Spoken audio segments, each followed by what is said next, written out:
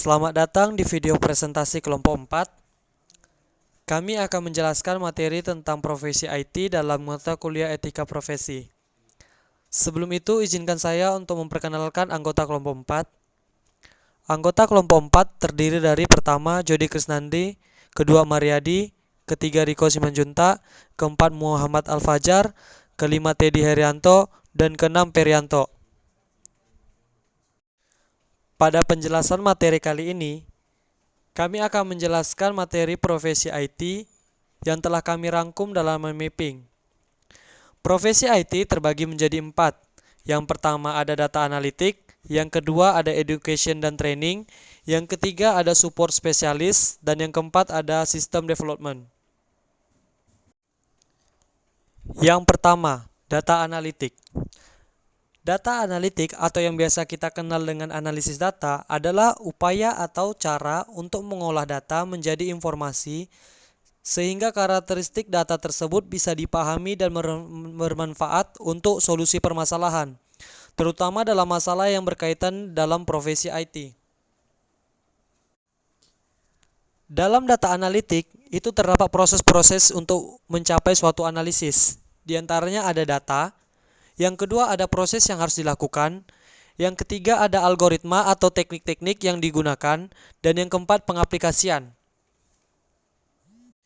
Bagian-bagian tersebutlah yang menjadikan suatu bagan atau proses dalam mencapai suatu analisis data. Dalam data analitik itu terbagi menjadi beberapa jenis. Di antaranya ada yang pertama analitik deskriptif.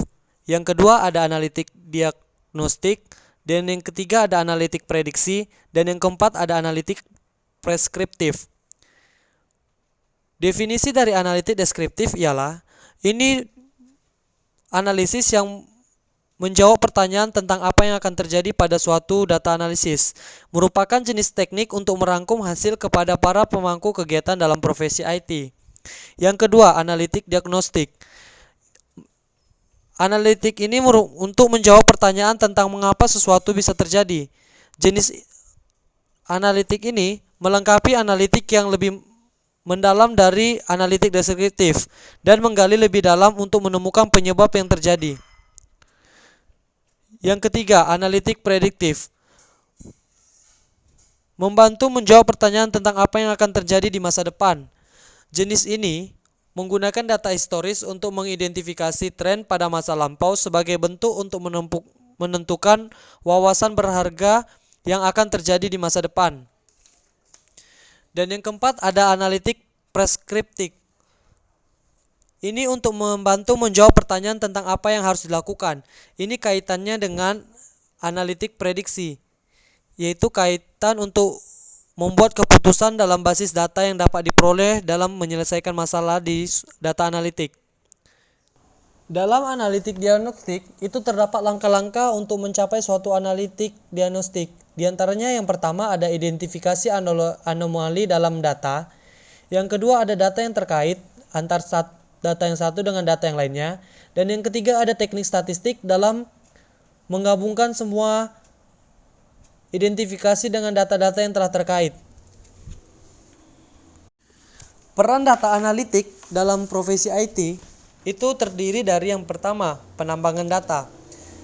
Penambangan data ini merupakan suatu sumber data informasi yang diperlukan untuk profesi IT. Yang kedua ada manajemen data atau pergudangan data. Ini sebagai bentuk untuk penyimpanan semua informasi-informasi terkait suatu profesi IT.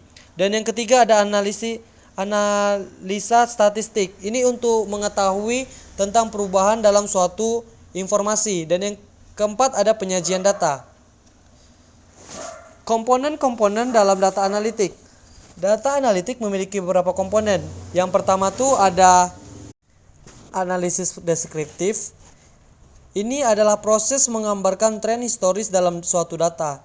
Jenis analisis ini tidak membuat prediksi atau secara langsung menginformasikan keputusan.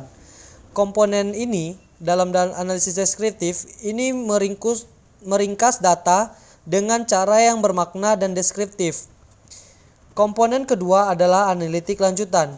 Ini merupakan bagian ilmu data yang memanfaatkan peranan teknologi dalam ekstraksi data, membuat prediksi, dan menemukan tren dalam suatu teknologi.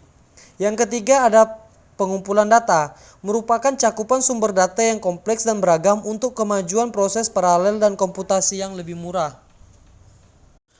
Keuntungan dalam menggunakan data analitik ialah yang pertama, melampaui pemaksimalan laba dan ROI dalam suatu profesi IT. Yang kedua, data selalu dalam penelitian ilmiah yang artinya formal dan dapat digunakan untuk kepentingan sehari-hari. Dan yang ketiga adalah menemukan wawasan baru dalam IoT. Dalam profesi IT, terkhusus untuk yang bagian ketiga, IoT atau Internet of Things itu merupakan sebuah konsep yang bertujuan untuk memperluas manfaat dari konektivitas internet yang tersambung secara terus-menerus. Jadi, dalam data analitik, ini memiliki keuntungan dalam dunia internet, sehingga segala sesuatu dalam proses analisis itu dapat membantu dalam profesi IT. Bagian kedua dalam profesi IT ada education dan training. Profesi IT sangat berperan dalam education dan training karena dalam profesi IT menggunakan sistem teknologi yang mencakup keduanya. Dalam education tersendiri itu ada e-learning. E-learning adalah media pembelajaran yang mengubah sistem manual menjadi digital, yang dalam artian dapat diakses secara real time.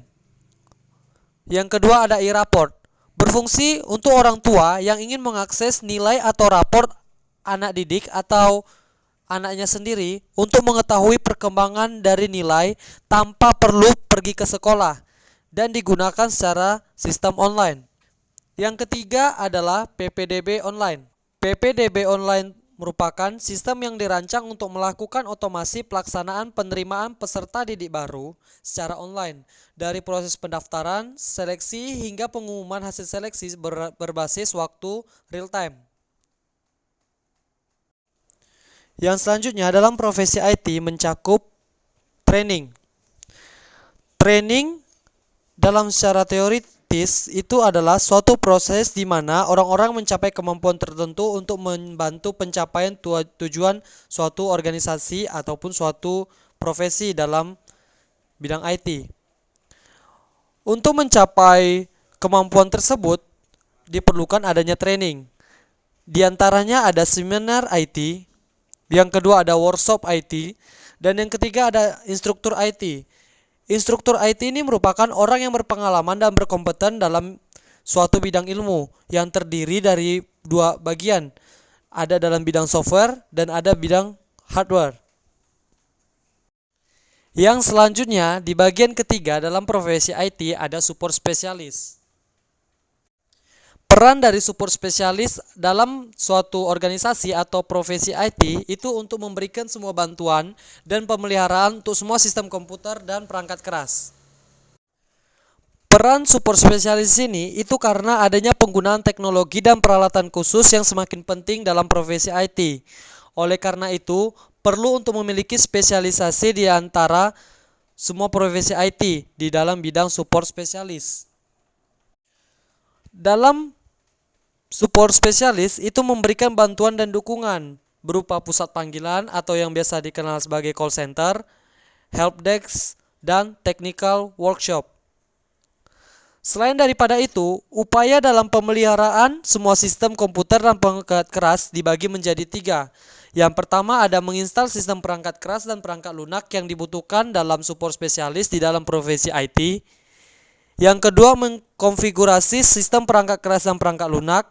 Dan yang ketiga, yang terakhir, memperbarui perangkat keras dan sistem perangkat lunak secara terus-menerus. Yang terakhir dalam profesi IT adalah sistem development, yaitu suatu struktur yang diterapkan pada pengembangan perangkat lunak yang bertujuan untuk mengembangkan sistem dan memberikan panduan yang bertujuan untuk menyukseskan suatu pengembangan sistem melalui tahap demi tahap. Proses ini memiliki beberapa cabang. Yang pertama ada implementasi. Dalam implementasi sistem development itu ditujukan pada suatu program, dan program tersebut dapat dikategorikan menjadi 2, secara web maupun mobile. Mobile sendiri terdiri dari iOS dan Android. Yang kedua ada desain. Desain sendiri itu terbagi menjadi UI atau UX. UI atau user interface yaitu sebuah cara bagi pengguna untuk berinteraksi dengan teknologi. Dan user experience atau UX adalah bagaimana seseorang pengguna internet mengakses suatu website atau pengalaman yang mereka dapatkan dari eksplorasi suatu IT. Di UI atau UX itu terbagi menjadi 3. Kelompok yang pertama yaitu terdiri dari Notepad, Atom, Sublime Text, dan Visual Studio Code. Dan yang kedua ada Photoshop dan Adobe XD. Dan yang ketiga ada HTML. Dan yang ketiga dalam sistem development ada analisis. Untuk suatu pengembangan terdiri dari analisis kebutuhan, analisis kelemahan, dan analisis kelayakan. Ketiga analisis inilah yang berperan dalam membantu pengembangan sistem development dalam profesi IT. Sekian presentasi dari kelompok 4 mengenai profesi IT. Mohon maaf apabila ada kesalahan dalam bertutur kata. Semoga presentasi ini dapat bermanfaat bagi kita semua.